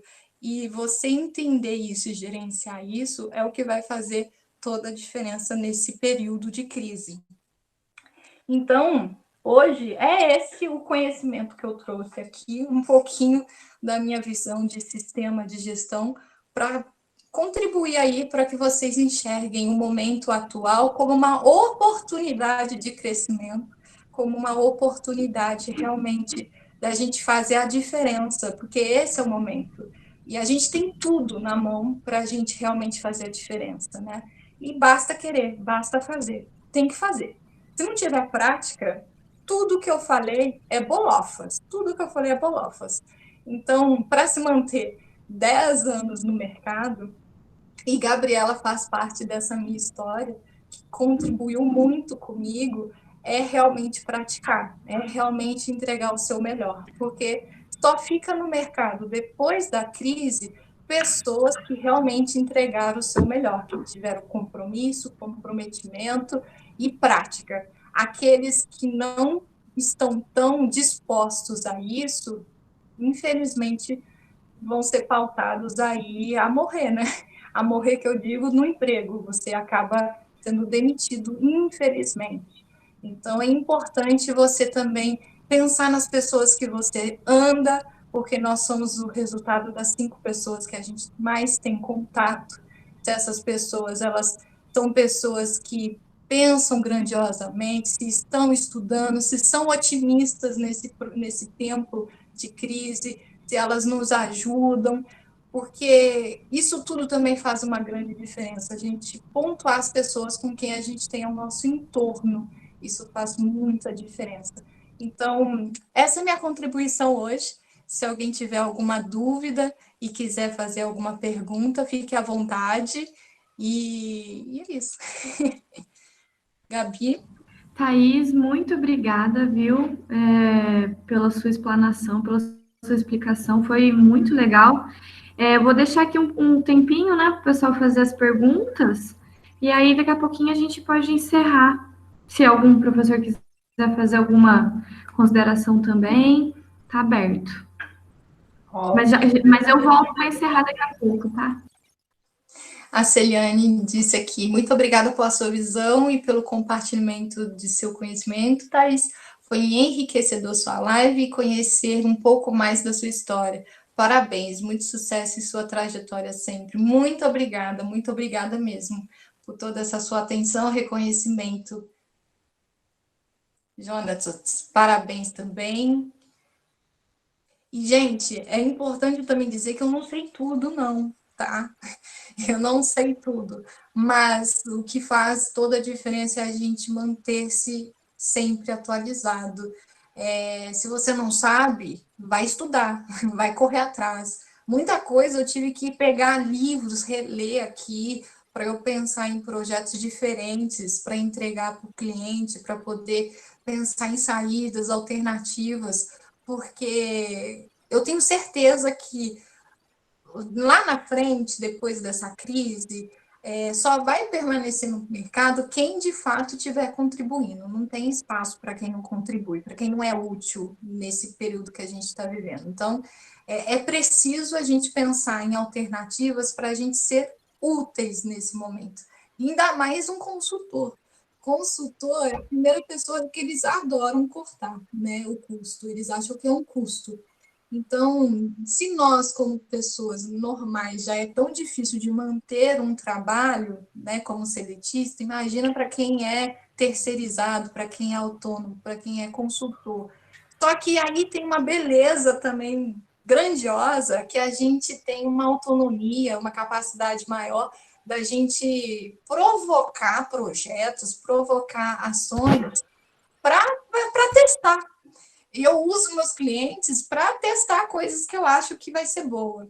E eu lancei há pouco tempo um projeto chamado Jornada do Cliente, para poder ajudar os cartórios a utilizar as novas tecnologias e, principalmente, numa padronização melhor do atendimento para aquele cliente que também não entende muito de cartório, né?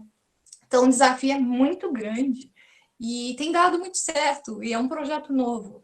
E pensem sobre isso, sabe? Reflitam sobre isso. Não tenham medo de ter uma ideia e talvez ela não vá dar certo, e muita coisa não dá certo mesmo, mas muita coisa dá certo. E por mais que não dê certo, persista. Persista que isso tudo faz a diferença, né? Essa persistência que faz a gente ser vencedor. Quando a gente desiste, a gente perde. E quando a gente perde, a gente é considerado perdedor na vida, né? Então, escolha sempre ter resultados positivos e persistir sempre. Se não deu certo hoje, continua. Estuda, modifica, muda, continua. Uma hora, mais cedo ou mais tarde, vai dar certo. E a gente tem que ter fé, tem que ter esperança, e a gente não pode parar nunca nesse momento, né? Renato dizendo, Thais, muito obrigado por compartilhar sua visão neste momento de pandemia, sucesso. Jussara, parabéns, me ajudou bastante diversas coisas que estou desenvolvendo em minha vida. Você tem um talento admirável, tanto com conhecimento adquirido, quanto para transmitir. Muito obrigada, Jussara. Eu tenho muita dúvida se realmente as pessoas estão entendendo, sabe? Nossa, eu fico com uma certa ansiedade, mais do que o normal, porque eu fico, será que eu estou sendo clara o suficiente? Será que não? Porque é tanta coisa junto, que às vezes eu tenho medo de me perder. Essa é a vida do professor. Que Deus te ilumine sua vida, sucesso sempre. Muito obrigada, Jussara. Jonathan dizendo que aprendeu muito. Matheus, Thais, obrigado por compartilhar um pouco do seu conhecimento, da sua experiência. Foi muito gratificante, agregou muito conhecimento para mim. Que bom mesmo. Fico muito contente em ter ajudado vocês de alguma forma. Ana Paula, Thais, obrigada pela inspiração e conhecimento, sucesso. Obrigada, Ana. Gerson, obrigada por compartilhar conosco o seu conhecimento, parabéns. Muito obrigada, Gerson.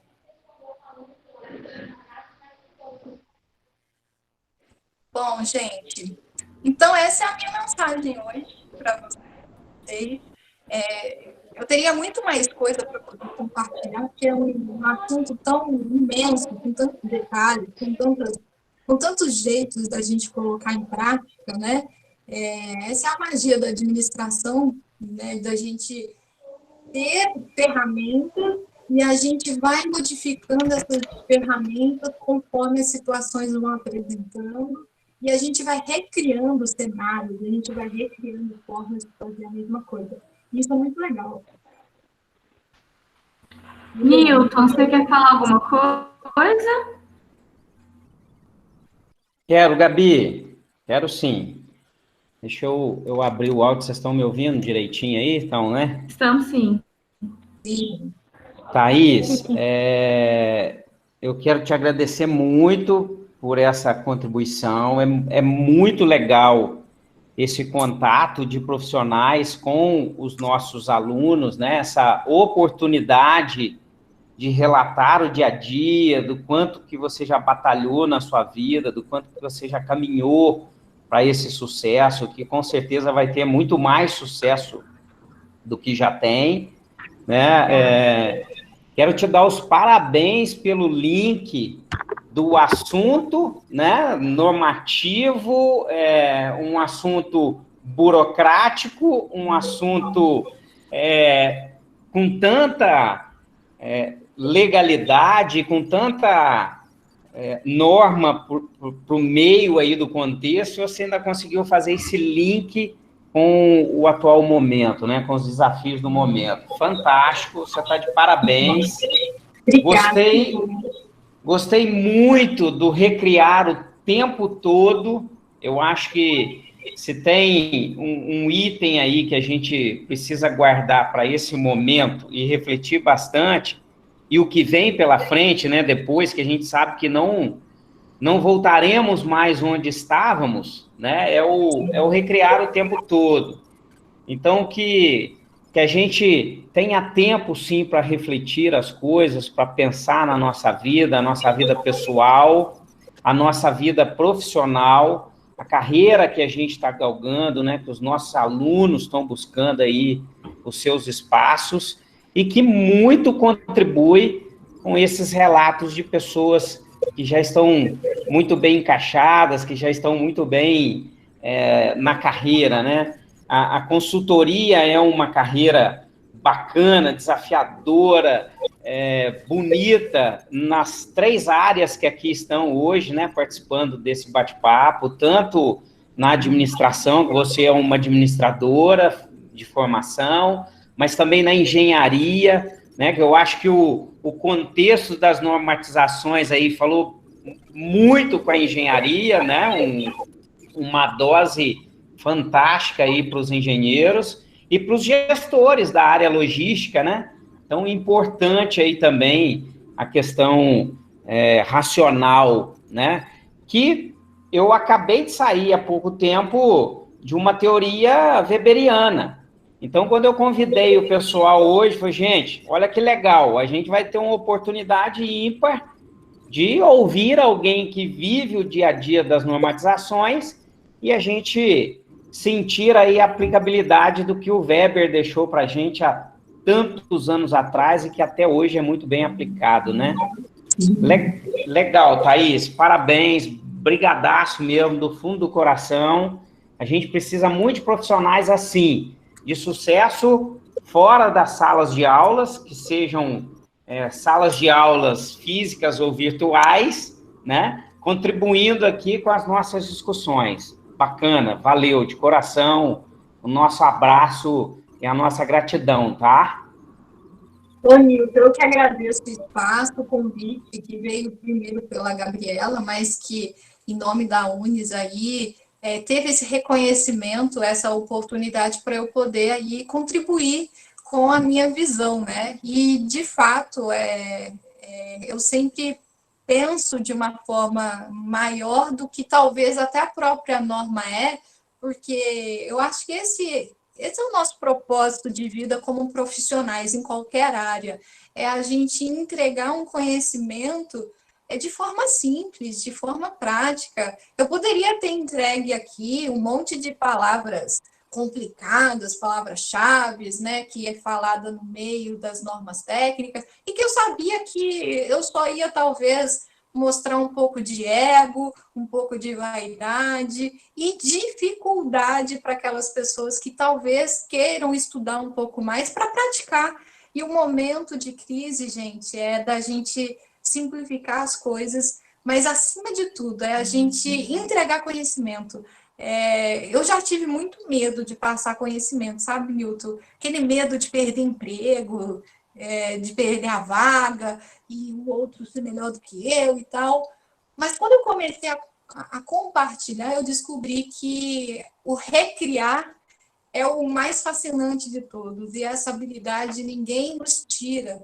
Então, gente, compartilhe o conhecimento que vocês têm, com toda a certeza de que você vai ser ainda melhor do que você já é, e quanto mais simples, mais prático forem, vai ser melhor para vocês mesmos.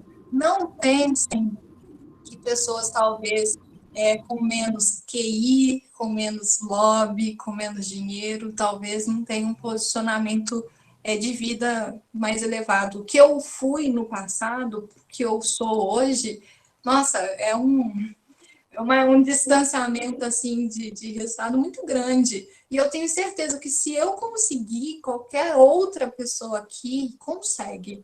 Basta persistir. Não é um caminho fácil. A gente tem, claro, que lutar um pouco mais do que pessoas com lobby, com QI, para poder chegar numa posição um pouco melhor. Mas é isso que também vai fazer a diferença, sabe? Isso faz toda a diferença. E você acaba sendo um pouco mais forte a cada dia que passa. E isso ninguém te tira, né? O conhecimento, essa força, essa habilidade, ninguém nos tira. Então, acima de tudo, muito obrigada pelo espaço de eu poder contribuir um pouco mais, porque esse é o meu grande medo, que não está muito... que está aqui, né? Que é o do julgamento, da crítica, de talvez não agregar valor. Então, que bom que eu consegui aí atender um pouco aí essa capacidade de todos. Meu muito obrigada também. Posso só dar uma complementadinha rápida? Primeiro aí, agradeço e complemento as palavras do professor Nilton aí. É uma das coisas que eu foco muito na engenharia, né? Não vou falar muito detalhes, porque praticamente com 25 anos de docência, isso em curso técnico de engenharia, e praticamente nesse período eu também trabalhava com consultoria diretamente com empresas. Então, eu sei o quão é complicado para a gente, eu falo muito isso para os engenheiros, até alguns da logística que eu estou dando aula agora, que para nós da engenharia, nós somos deuses que estão cuidando dentro da empresa, porque eles levam o nome de engenheiro, o título, eles não querem saber qual a área, então você tem que resolver tudo, né? Então, é uma das coisas que eu bati direto. Até tinha um antigo supervisor meu, ele sempre falava para mim, ó, não importa o curso que você vai fazer, estude que uma hora você vai precisar. Né? Então, às vezes, o nosso medo, né, que foi tanto falado aí, nos segura em relação às inseguranças. A gente vê muito isso agora, em função aí da pandemia. Tem pessoas que eu já cheguei a conversar aí que estão em estado de pânico totalmente, já deixaram se abalar. Né? Então, quando foi colocado a respeito da liderança, o líder é aquele que não se abala. Mesmo que está lá dentro explodindo, ele tem que trazer a sua equipe e fazer a equipe funcionar. Ele não pode deixar a equipe se abalar, senão tudo desmorona. Então, em função disso, até a própria aplicabilidade das normas, eu canso de reforçar isso com todo mundo, que nós temos normas, desde a hora que a gente abre os moldes até a gente fechar de novo, tem norma para tudo, né? Então, não tem jeito. Até uma das eu lembro, na introdução, quando foi para poder fazer a captação de alunos, na minha primeira apresentação para eles, eu coloquei a cadeira em cima da mesa. Aí eles ficaram para minha cara, que esse cara louco, colocou uma cadeira, vem saber de engenharia, colocou uma cadeira. Aí eu perguntei para eles, vocês sabem o que vocês estão fazendo hoje no ensino médio? O que vocês aplicam nessa cadeira? Não sei. Aí eu mostrei que tem matemática, tem física, tem química, tem tudo aí. Né? E tem todas as normas que a gente utiliza para poder fazer a cadeira funcionar. Então, quer dizer, o que falta para a gente, às vezes, eu falo assim, é pegar e abrir nossa mente. A partir do momento que você busca esse algo mais de conhecimento, em todas as áreas, não só na engenharia, eu também trabalho com o pessoal de logística, tem que buscar, porque ele sempre vai ser seu diferencial no mercado de trabalho. Então, o que você tem aí nessa tomada de decisões, nas atitudes em fazer, resolver e fazer acontecer, é o que hoje a gente vê nessa situação que temos aí, é o que está demandando. Muitos aí ficaram com medo do home office, né? Estamos aí, firmes e fortes. Então, é um desafio. Então, parabéns aí pelo seu empenho, pelo seu trabalho, com certeza, muito sucesso para frente, né? E vamos aí, se precisar da gente, estamos à disposição. Obrigado, parabéns. Eu que agradeço demais. E eu adorei a sua colocação da ideia da cadeira, muito boa mesmo, e é justamente isso que faz todo um diferencial na vida, muito legal. Muito obrigada pela colocação. Gabriela, posso falar um minutinho? Boa noite, Thaís, professor Tiago, foi um prazer te ouvir, né? Eu acho que contribuiu muito para a formação dos nossos alunos. Hoje eu trabalho com eles logística e cadeia de suprimentos, né? Então envolve toda a questão de redução de custo, cuidado com fornecedores, né? E a preocupação da qualidade. Eu brinco na primeira aula que eu falo assim, gente, qualidade é um diferencial competitivo, né? Hoje. E aí eles falam, ainda. Aí eu brinco, puxo o sardinha para o meu lado. Falo, nem tanto, viu, gente? A prestação de serviço hoje também, ela agrega muito valor ao produto, né? Mas claro que eu faço só para eles poderem entender como que é a importância de todos os setores, assim. Então, assim, eu brinco que hoje eu presto consultoria na área de logística para algumas empresas também. É importante a gente saber lidar com as pessoas. Eu acho que o que a gente tem mais dificuldade, principalmente a gente que trabalha com aula e consultoria, a pessoa, tanto que é difícil a gente treinar, transformar esses nossos alunos em gestores, né? O quanto é difícil a gente fazer com que eles pensem como gestores, com que eles pensem fora da caixa, para que eles possam ser diferentes, eles precisam pensar fora da caixa, sim. A gente não vai ser diferente, pensando igual a todo mundo. Eu fiz esses dias com eles uma decisão de terceirização, por exemplo, de frota própria ou frota terceirizada. E aí eu lembro de um aluno que eu dei, né, algum ano atrás aí, ele falou, mas não quero ser motorista de caminhão, eu não preciso saber se eu vou comprar ou não. Você está estudando justamente para isso, para você não ser um motorista de caminhão. É uma decisão estratégica, é uma decisão que você precisa pensar fora da caixa, que você precisa pensar diferente. E a gente sabe o quanto que a qualidade é importante, eu brinco com eles que logística briga muito com qualidade, né? Porque a gente pensa em redução de custo, e a gente chega na hora que vai entrar na máquina e a qualidade quer avaliar ainda, quer olhar, e a gente quer que o produto libere logo para a gente poder produzir, né? Então, assim, é sempre um embate gostoso com relação a essa troca. Mas foi um prazer, parabéns, viu? Sou seu conterrâneo, sou aí de Pouso Alegre, moro em Varginha hoje, mas eu fico aí. Bacana. Foi um prazer, tá? E espero que os nossos alunos tenham gostado, que foi muito bacana mesmo. Parabéns, viu?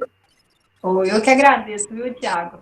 E só para poder alfinetar um pouquinho, na verdade, qualidade lá. é a revolução da administração. Entendi. Revolução da administração. Entendi. Nosso papai aqui, né? Mas eu estou estudando, relendo todos os livros, né, para poder trazer uma nova forma de construir a mesma coisa. E aquela... Muitas pessoas dizem, né? Releia um livro, veja de novo um filme, e você, de fato mesmo, você tem outros insights, tem outras formas de se ver mesmo, e é difícil. O momento nosso, de fato, é difícil, e o mais desafiador é ir agregando qualidade em cada área, em cada mentalidade. Gente, difícil demais, mas é gostoso também quando você consegue uma mudança. Então, você comemora pequenas vitórias e também muito bom também, sabe? Muito obrigada aí também pela sua visão. Parabéns, viu? Obrigado. Obrigada. Professores, muito obrigada pela colocação de vocês. Mais uma vez agradeço a Thaís e toda a contribuição, trazendo aí o contexto, o link do contexto, né, da crise com as normas técnicas, da importância da inovação, da renovação, né, para a gente sair desse cenário de uma forma mais fortalecida, né, que eu sou a otimista, né, da cena, então eu acho que a gente tem toda a chance mesmo de sair melhor disso tudo, eu acredito nisso. A gente ultrapassou aqui o tempo limite, então eu tenho que encerrar. Meu pessoal tem aula com o Dimas agora, então vocês estão liberados, tá, pessoal? Depois eu deixo a atividade lá no Class para vocês. E é isso, gente. Muito obrigada. Quem tiver dúvida, eu vou deixar o contato da Thaís também nos grupos. Esse link essa live está gravada, eu vou colocar no YouTube, compartilho com vocês novamente, quem quiser reassistir. E é isso. Muito obrigada a todos vocês que estão aqui presentes, principalmente a Thaís, né, que disponibilizou um tempão da vida dela para nos ajudar, para compartilhar com a gente. E é isso. Grande abraço. E Um abraço também, viu, Gabi? Um abraço para todos vocês que estiveram presentes. E lembre-se, trabalho tem muito trabalho, gente. Tem muito trabalho. E vamos inovar, né? Ó, duas palavras, 2 letras, e 9. Boa. Tchau, pessoal. Beijo para todos vocês. Beijo.